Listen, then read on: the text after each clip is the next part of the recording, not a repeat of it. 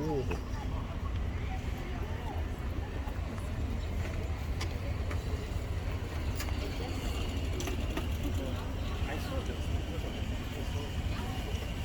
Yes, yes. Those are the photos.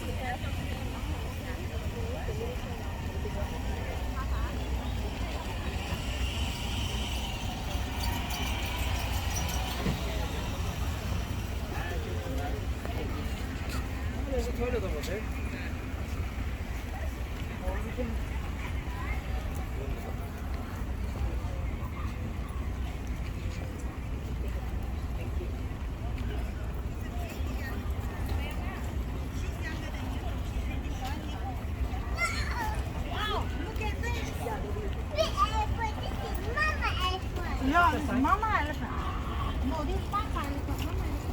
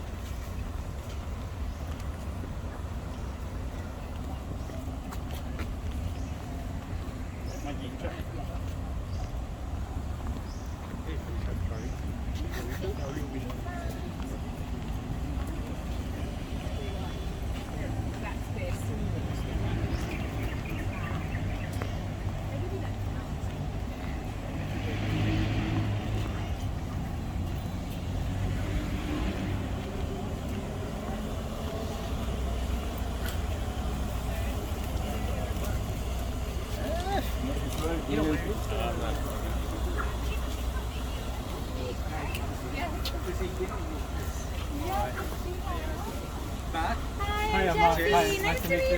Hi, Jeffrey. Welcome. You haven't seen it. Look at how beautiful. Yeah.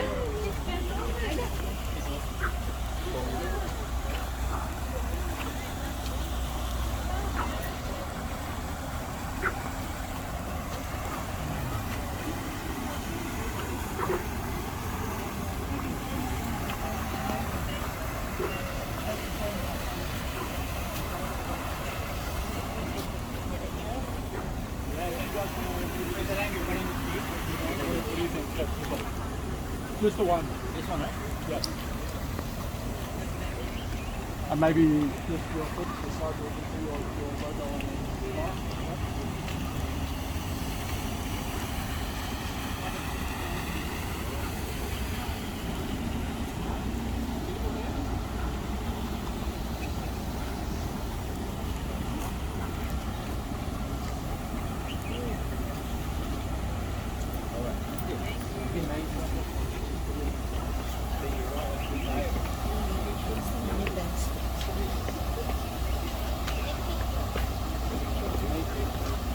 Thank you so much.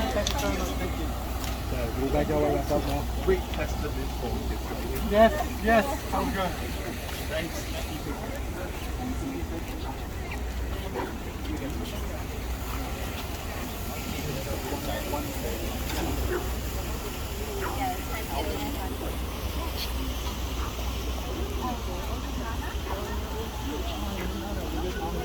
Which one's Lana's? Lana's at the front. Okay, let's go. Yes, yes, yes. You've got to move it perfect time.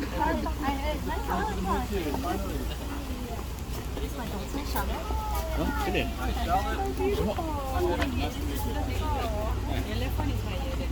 Dia ketatkan ni tadi dah. Tak boleh.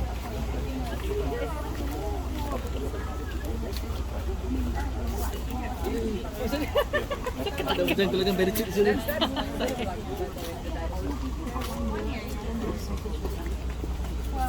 Somebody's actually sure the next step. It's so funny. It's been a big job, hasn't it? Boleh juga? Ini masa kau zoom in.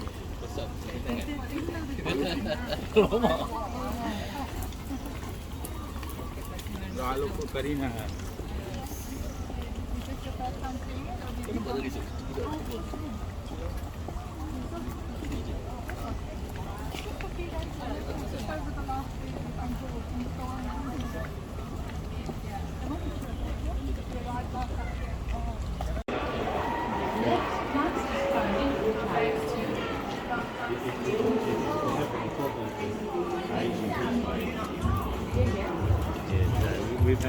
Because we've had a few days up in the forward area. Really? Oh, we get to take one home.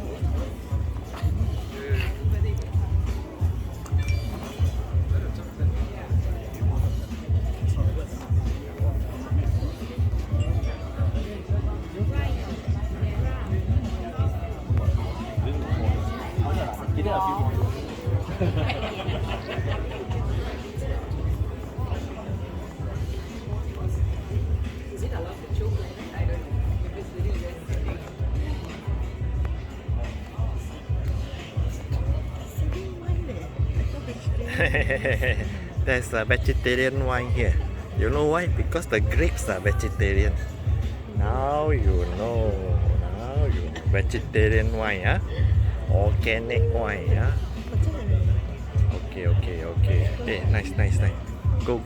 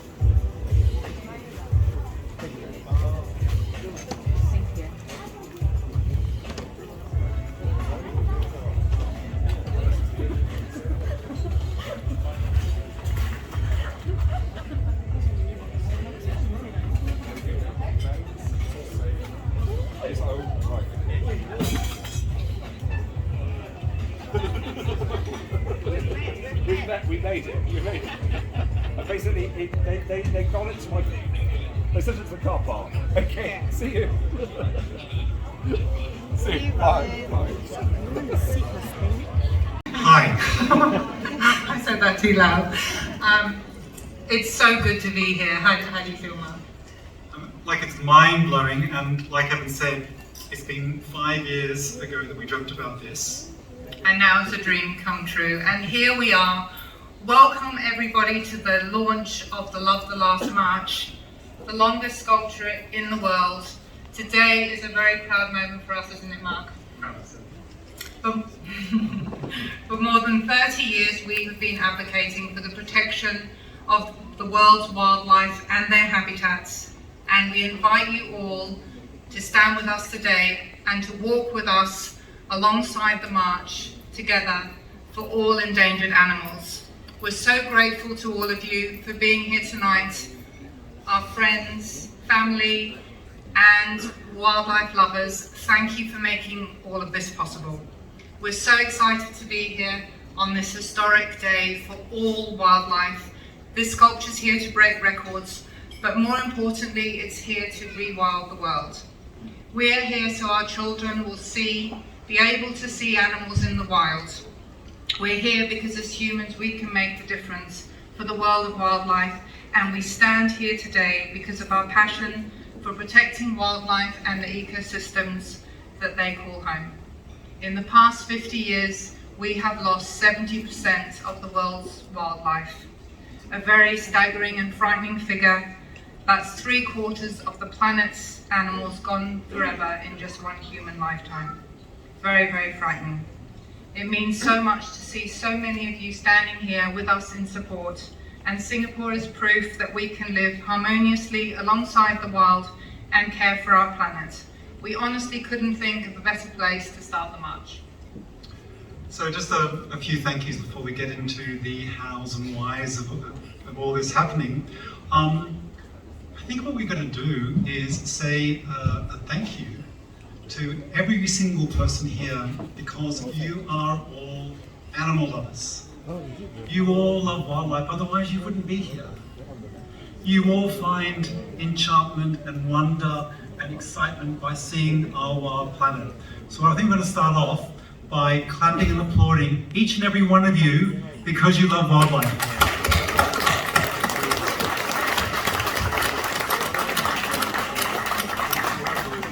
And now the first thank you to this incredible place. When we came here, what did we think? Oh my God, Gardens by the Bay.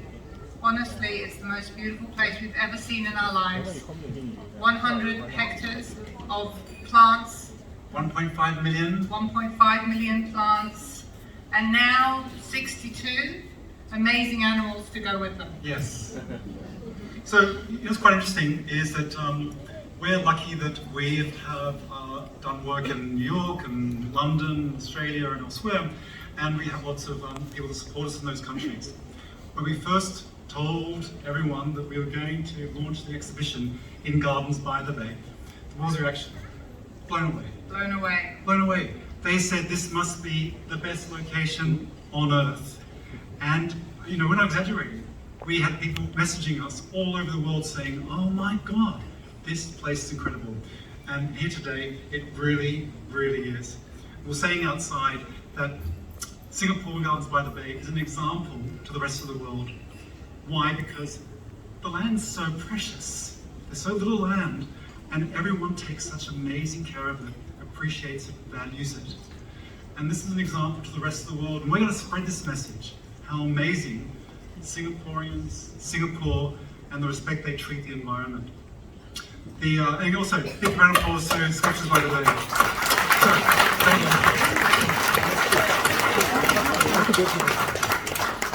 you. Gillian mentioned that, and Evan mentioned, the huge undertaking to get these sculptures to arrive and then the installation. That goes to our incredible partners. Where are they? Asian tigers. Asian tigers, there you go, Asian tigers. Amazing guys, work 24 hours a day, didn't eat, didn't drink, superstars, so thank you so much.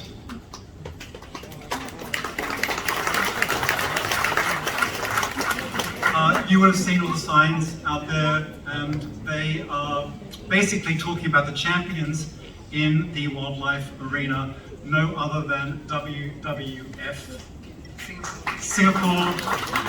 And the work they do is amazing. You don't know enough about it. Yeah. You've really got to see how these guys are changing the planet for the better. They're on the ground. They're raising funds. They're bringing awareness. They're finding new ways of helping this planet grow and these animals actually survive and have a future. So we're so proud to be with WWF and support them in every way we possibly can. Encourage you to do the same. Thank you. And finally, Julie and I, in the beginning, we decided to self-fund this.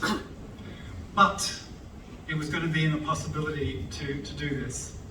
So, because of you in the room, you stepped up and you supported us, and you sponsored each one of these sculptures, and you literally empowered us, both financially and inspirationally, to make it happen.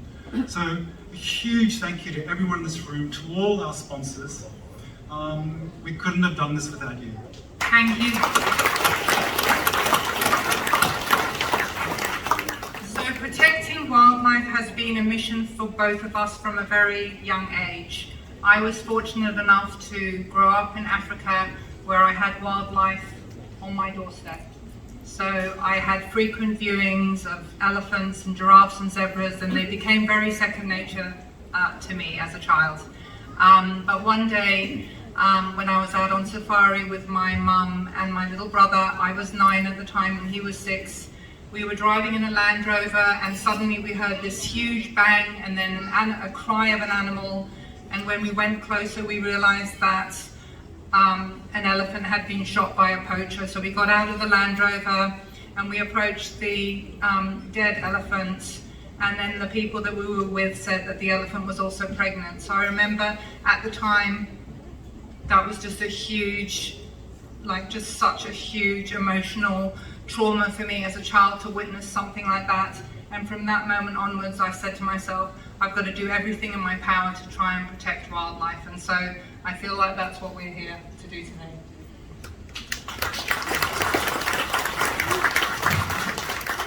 And I can tell you, Julie really has, from the moment I met her, she's had such strong conviction. It was interesting that when we met, I also had a love, passion for wildlife. Mine started at the age, I think, of about 6, when I saw a documentary by Jane Goodall, the amazing Jane Goodall, and she, National Geographic released it about her experience in Gombe in Tanzania with chimps. And it was one of those young, life-altering moments where I just felt such a connection to these amazing chimps. They're so much like humans, but maybe better than us. And I made myself a promise as a young boy that I'd save and save and save, and when I have enough money, I would go to Gombe stream and see all those chimps. And it took me a while, but eventually, at the age of 19, I had saved enough, and I got on a plane and I went to Tanzania and to study the chimps for a while. And like Julie, I decided that my mission in life was going to be to do everything I could do to save all wildlife for my children, for their grandchildren, and for all the future generations. So that was quite an amazing thing that when Julie and I met, we were both animal lovers. On top of that, we were both artists. On top of that, I just thought she was the most amazing woman in the whole world. But how could you not? I mean, honestly. So when we met, we talked about all our ideology, our beliefs in conservation, our beliefs in wildlife. We were young, we were in our 20s. We also talked about art, and we decided that we were going to use our art to do everything we can to save wildlife. So we'd sit for hours and we'd come up with ideas, and we decided to slowly try to change the planet for the better in making wildlife sculptures. And the very first one was many years ago. I think it was in Sydney, and we were just blown away by the reaction. We then had another sculpture in New York and London, and what happened? Honestly, the response was so overwhelming, and we've started to create over the past 15 years, we have created now so many large-scale public sculptures of certain animals. We just concentrated with one species at a time, but then we realized that the problem was so much bigger than one species. We realized that there were just so many species that needed our help. And we weren't ones to give up, were we? No.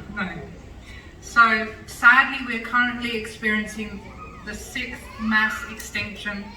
And in January 2020, the International Union for the Conservation of Nature listed 203 critically endangered mammals, including 31 tagged as possibly extinct. So species are disappearing at a very alarming rate. The world has lost 70% of its wildlife in the last 50 years. That's 70% gone since I was born.